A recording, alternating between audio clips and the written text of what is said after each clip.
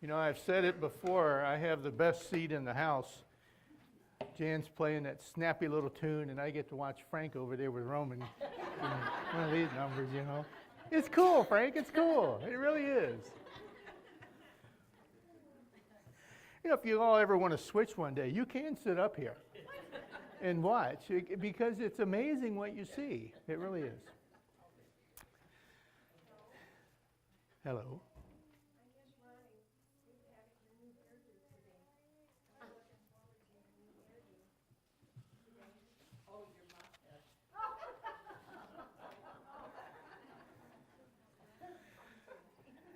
I could go all kinds of places with that one, but I'm not.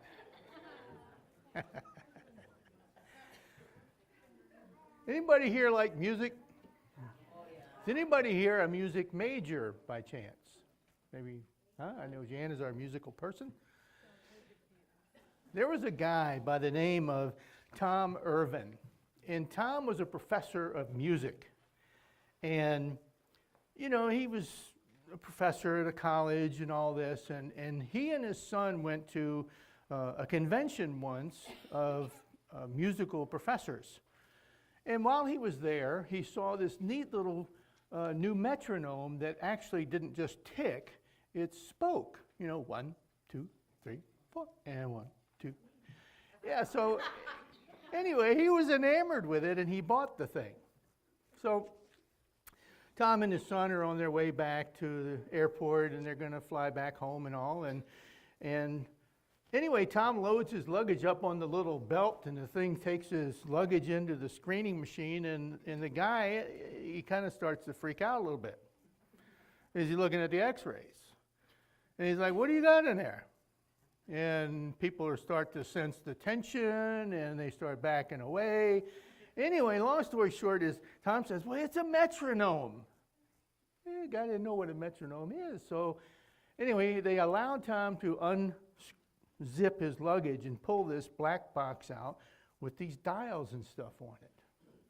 Whoa, what is this all about?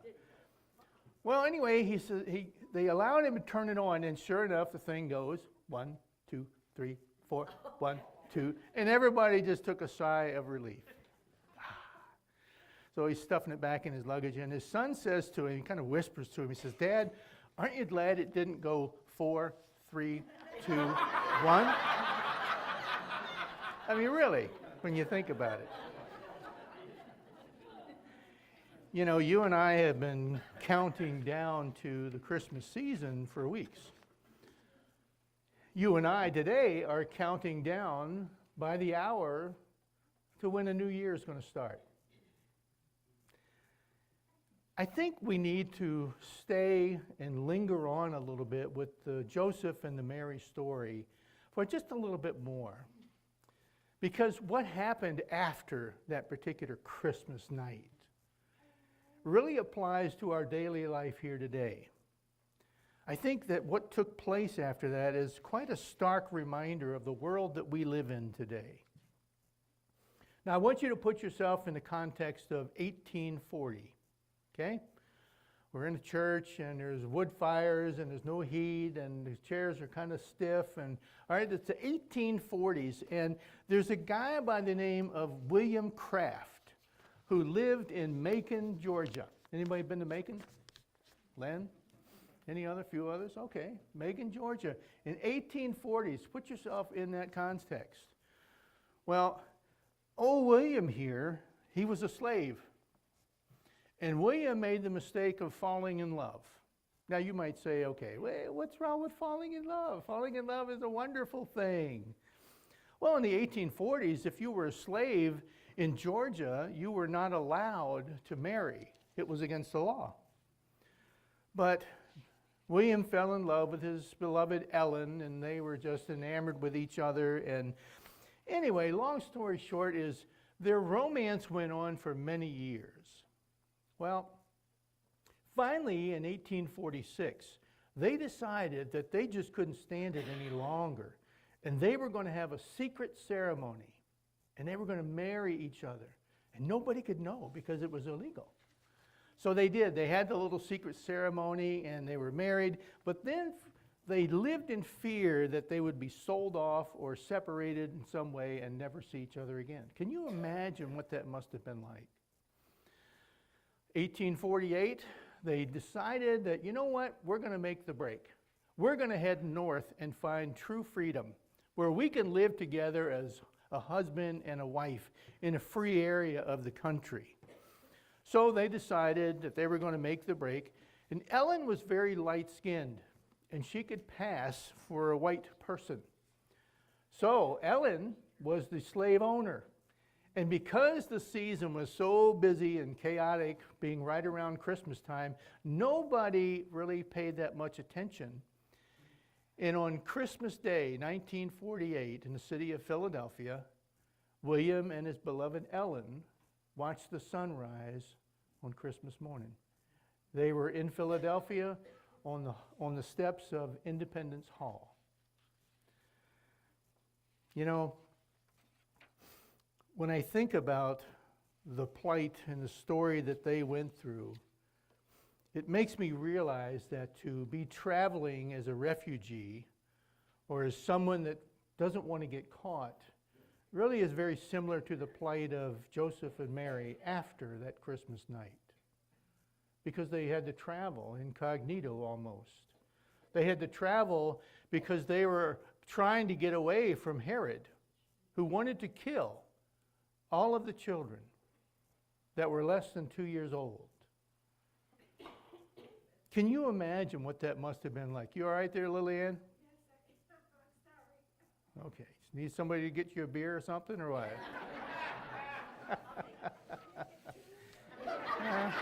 Okay. All right. Well, while we're making orders here, anybody? No.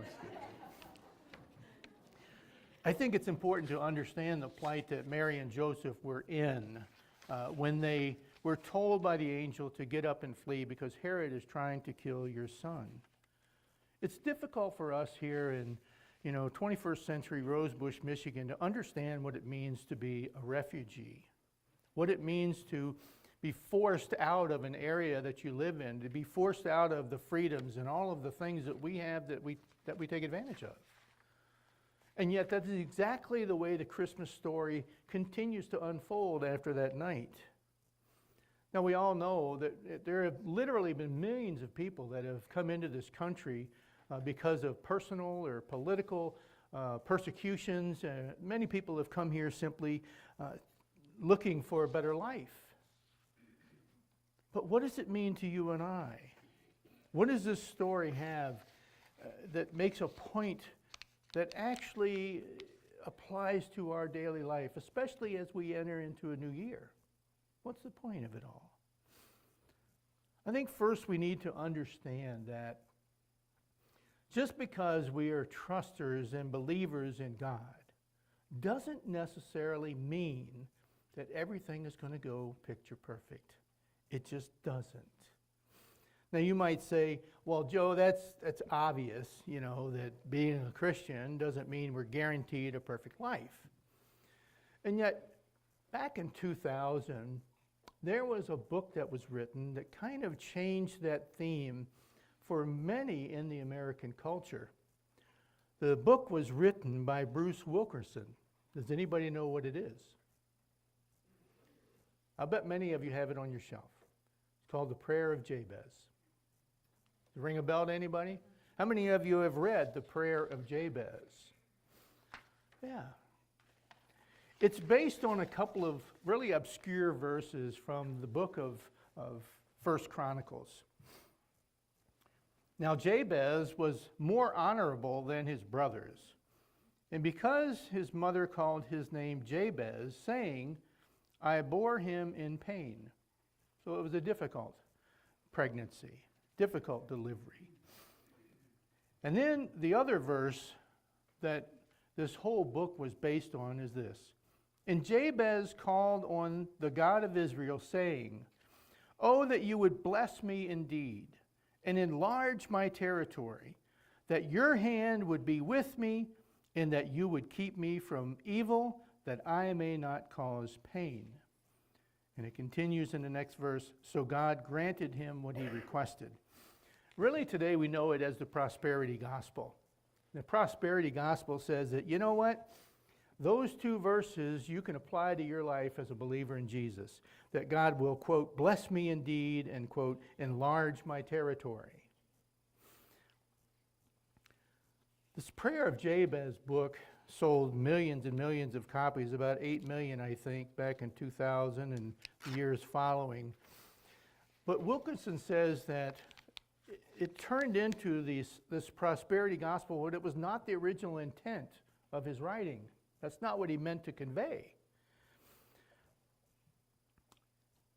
If you had told Mary and Joseph about these scriptures from First Chronicles back then, that they probably heard somewhere in a temple, and told them that it meant that as followers of God, that they would be blessed and that their territories would be enlarged and all of that, do you think they would have laughed in your face?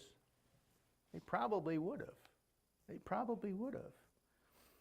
Back then, they were asked to travel holding a little baby on a donkey, probably walking many, many miles, probably having to travel with bands of people so that they weren't attacked by robbers along the way. I mean, life was extremely difficult for these two people that said yes to the plan that God was unfolding in their life. And all of a sudden they're told to get up and go because someone's trying to kill your son. And really what that meant was not only the son, but probably the parents too. Do you think they understood what it meant to be a refugee? I think they did. So if you think that just because you're a Jesus follower today, that it means your life is going to be richly, richly blessed from this point out, good luck with that. Good luck with that. You might even end up, though, like Enver and Skender. Why would a mom name their kids Ender and Skender? Huh? It's a true story. I don't make this stuff up, guys. All right? Ender and Skender grew up in Kosovo. Okay? Skender learned at an early age that in that troubled land of Kosovo, the way that you got things, the way that you excelled was through toughness, which was a quality that was valued over many things. So he became tough, and he was abusive, and he was a bully, and he got what he wanted, and he pushed his way into whatever it was that he wanted to do. Well, his younger brother, Skender, I always get him confused. He went to a Christian church, and the older brother, Skender, he was mad because his brother was going to a Christian church. So, being the rough, tough dude that he was, he started to beat the crap out of his brother's Skender. In the middle of the beating, his little brother looks at him and says, "I love you and God loves you too." Those words ended up falling into Skender's heart and changing this man's perspective. And he decided that I'm going to go to this church that my little brother has been going to, and I'm going to see what kind of a church would teach people to bless those that are beating the crap out of you. So he did. And there, the pastor ended up meeting him and gave him a copy of the New Testament. Well, Skender, he wasn't going to be, I'm not going down this road. I'm not going to buy into all this crap, so I'm going to read this New Testament. And by the time Skender read it 4 times, he had given his life to Christ. Skender ended up becoming a pastor in Kosovo. But back up a little bit, and when Skender gave his life to Christ, Dad was upset that both of his sons became Christians and then booted them out of the house. Well, long story short, Skender ended up becoming a pastor, as I said. They ended up converting Mom and Dad and the rest of the family. They all became Christians, and they all decided that, yes, this Jesus thing is for real. This Jesus thing is well worth waiting on. It's well worth the trouble. It's well worth all of the anxieties and all of the things that I have to go through. Do you understand that what happened to Enver and Skender wasn't that they prospered? Their lives became more difficult. They suffered because of their Christian commitment. Again, this prosperity idea that, and I'm addressing it because I run into it all the time. All the time. If I'm just a believer in Jesus, if I just give my life to Jesus, then my problems start to fade away. That's not necessarily true. Do you think Mary and Joseph, though, were alone in Egypt? As they were refugees in this foreign land? They were followers of God, and they weren't seeing prosperity firsthand. Do you think that they were more like, God, what are you doing? God, where are you taking us? Do you think they were alone there? You see, I don't think so. I think that God was walking with them and watching over them every step of the way. Every single step of the way. Just like He is in your life. And you might look at your life and say, you know, I live a pretty good life. I live a very blessed life. That's wonderful. Give God all the credit. And you might look at your life and say, you know, I've been through some hard times. And looking back, yes, I think God was there.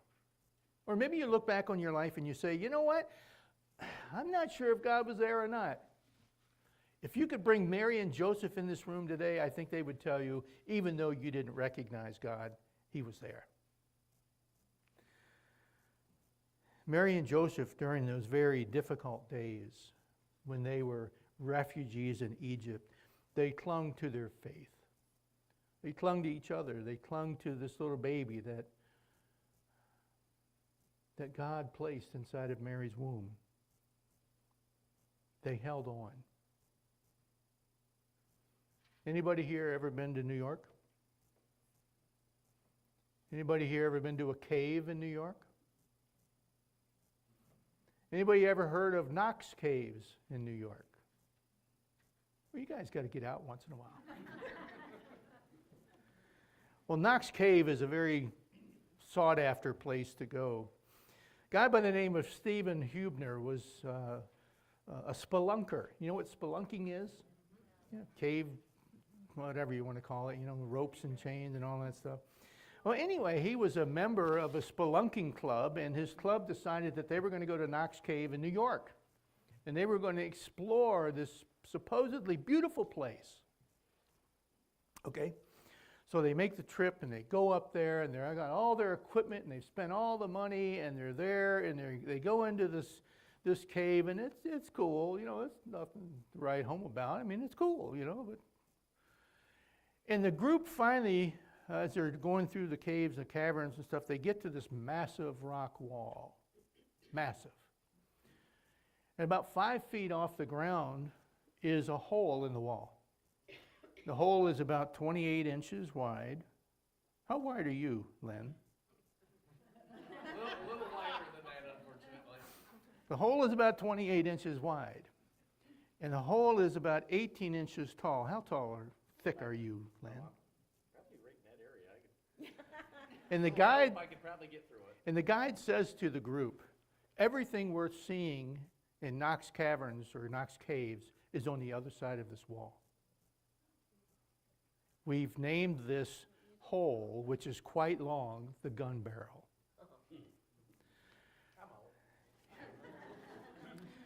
Stephen Hubner was almost out too, but he decided that he was going to trust in the recommendation of all of the other spelunkers that have been there and gone through it and done that, the guide that was there with him. And he said that there were several occasions as he inched his way through that gun barrel toward the other side. He said it's so long you couldn't even see light on the other side. And he said, you know what? He says that I inched my way through. I had to continually ask myself if I trusted in the experience and the people before me. And he said, once I made it through, I saw beauty that was absolutely indescribable.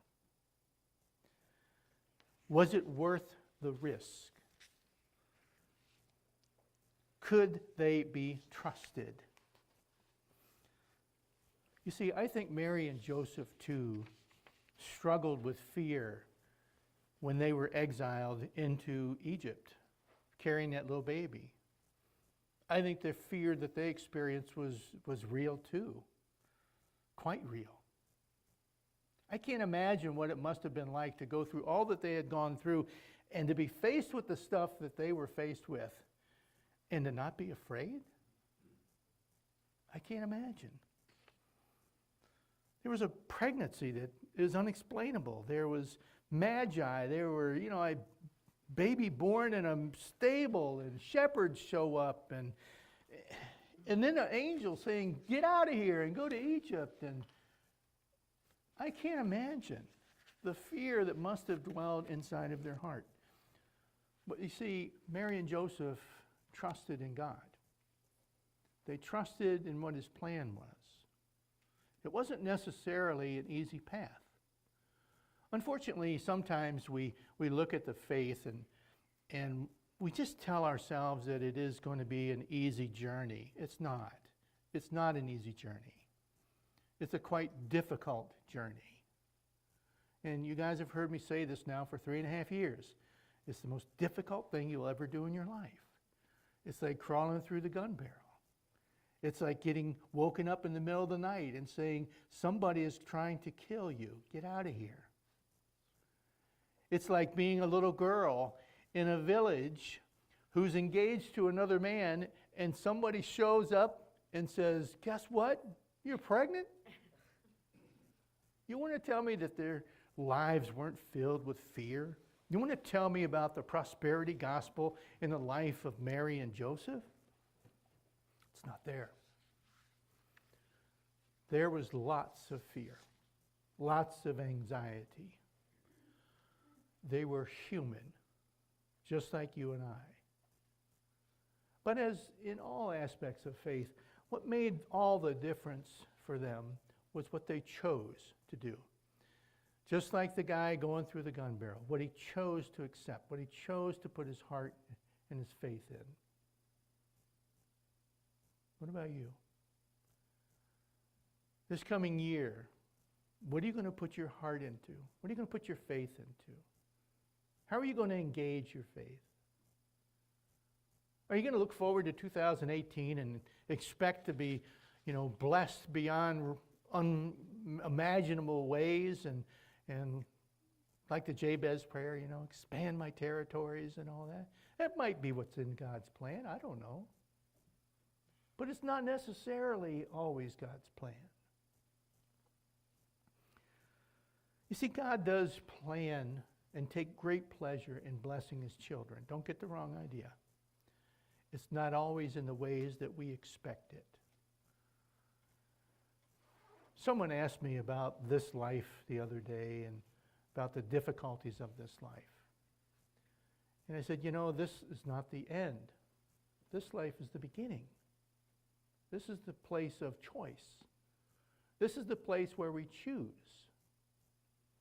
to follow him or not to follow him. That's all. Oh yeah, there's lots of blessings in this life. There's lots of hardship in this life. But the most important aspect is what you choose to trust in and whether you choose to trust in God. Craig Larson, another author, writes a book called Hang in There to the Better End. Has anybody ever read it? I haven't either, but I think I'm going to check it out. In it, he reminds the reader that God's chosen people many times had to endure hardships and long periods where patience was required. He goes on to explain various people like Joseph, how Joseph was sold off by his brothers into slavery, and then he gets into Potiphar's house and his wife accuses him of things and he ends up in jail, and year after year goes by and his life's just deteriorating until all of a sudden his dream is realized and he becomes the king's second-hand man in Egypt. And then he is overseeing his brothers as they come looking for food, able to take revenge but choosing not to. In the book he talks about Abram, who basically waited about 25 years for God's promise, Isaac, this child. You would think that if you were an old man and you were longing for a kid And God shows up and says, you know what, I'm going to make you a great nation. I'd be expecting it tomorrow. 25 years? I would have given up all hope. He talks about Moses in this book, and how Moses, at about 40 years of age, Moses sees an Egyptian beating the crap out of an Israelite. And Moses is so enraged, he actually kills the Egyptian and buries him. Then Moses waits another 40 years in exile, wandering, a man without a home, for 40 years, until God decides to use him to bring his children out of Egypt.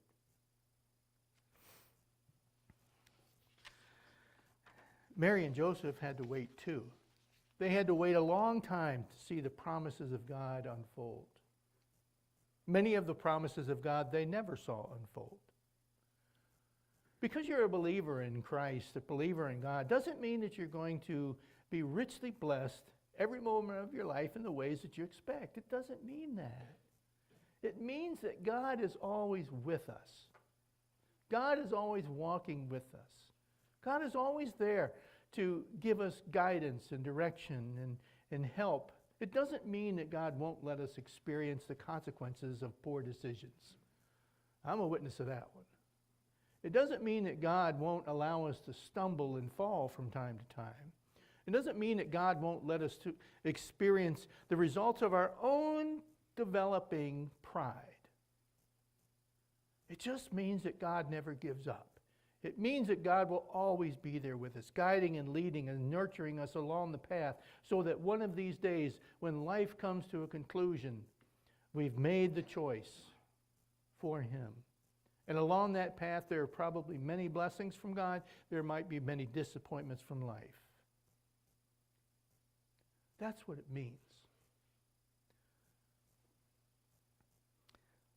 One thing I want you to know is that, especially as we get ready to celebrate a new coming year, is that I want you to look at your faith as a prosperity type gospel, prosperity type message. I want you to look at your faith in the same way that Mary and Joseph did. And that is that they realized that the promises of God are true and that they're never alone. I think that had to be the thing that motivated them and kept them breathing and walking and going through all the experiences that they did. And that was trusting that God is who God says. That we do never walk alone. He's always there with us. Problem is, we don't always want Him there. Problem is, we don't always want to listen to Him either. Problem is, sometimes we're not, if you're like me, sometimes you don't recognize the things that God is saying or the things that God is doing. So for 2018, as we begin a new year tomorrow, I hope and pray that you realize and just hold near and dear in your heart the fact that God never leaves His children. Never. Father, I pray that as we do experience a new year in a matter of hours, that the theme that will go through our hearts for all of 2018 is that you are with us and that you will never leave us or abandon us. And I just pray that through that relationship, we might come to know you in a deeper and a more loving way, and that we might trust you enough to go through the gun barrel. And it's in the name of Jesus that we pray. Amen.